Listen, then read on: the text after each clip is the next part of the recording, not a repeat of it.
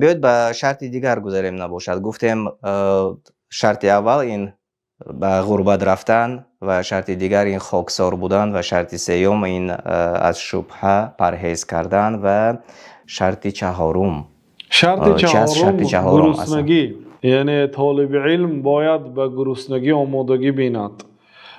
بدون گرسنگی نمیتواند انسان طلب علم کند. و منظورم از این شرط این است که انسانی که شکم پرور است، خوردن و نوشیدن زیاد را دوست می‌دارد، نمیتواند علم گیرد.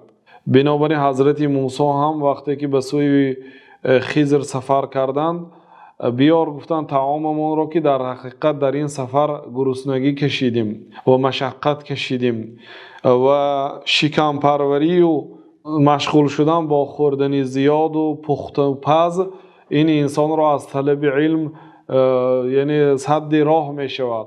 بنابراین گفتند که البطنه تذهب الفتنه، شکم پروری زیرکی را می رواند. و در صحیح بخاری آمده است که عبدالله بن مسعود میگویند که در نزد خانه کعبه دو ثقفی و یک قریشی جمع شدند و کثیرتون شحم بطونهم، روغنهای شکمشان بسیار بود و قلیلتون فقه قلوبهم، فقه قلباشان کم بود، یعنی فهم عقلشان کمتر بود. و حافظ ابن حجر رحمت الله علیه در فتح الباری گفتند که در این سخن ابن مسعود اشاره به آن است که هر کسی که شکمش که کلان شد عقلش کنتر می شود. گفتند بنابراین تمام شاید که این سخنهای شما شاید که به بعض نفران تاثیر کند، شاید بعضی از آنها بیمار باشند، یعنی که شاید برای آنها عذر باشد، چون نه همه آنهایی که شکمشان غوث است و نه همه پارخور هستند، نه همه شاید که بیماری داشته باشند. عذر دارند آنها؟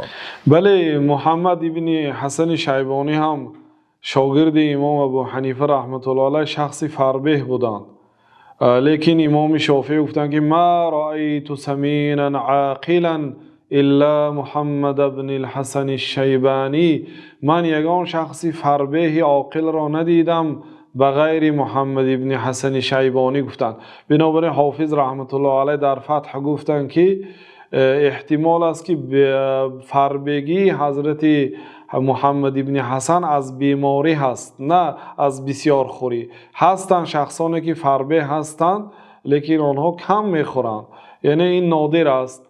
یعنی مقصودی از این گپ ها این است که طالب علم باید به گرسنگی، اگر یک ساعت بعض اینجا طعام پزی یک ساعت دو ساعت وقت میگیرد، با همین مشغول شود، یک ساعت دو ساعت در سری دسترخوان شند، او علم نمیگیرد. باید در مدتی 5-4 دقیقه باید انسان یک طعام سری دستی بخورد و به طلب علم مشغول شود. حتی محدث ها تیزتر میخوردند، حتی راه روان میخوردند تا اینکه وقت ضایع نشود برای خوردن. مردم ما وقت زیاد جدا میکنند. بعضی مردم های حتی کافرها هم در ژاپن میگویند که یگان کس در سری دسترخوان نشسته نمیخورد، همه راه روان میخورد. برای مشغولی با کار و مشغولی با دنیا هستند. و دین سزاوارترین چیز است که ما با آن وقت و ساعت خود را صرف کنیم. خیلی خوب، تشکر زیاد و واقعا درست گفتید و باید که در جدا کردن وقت باید که زیرک باشیم و عاقل باشیم.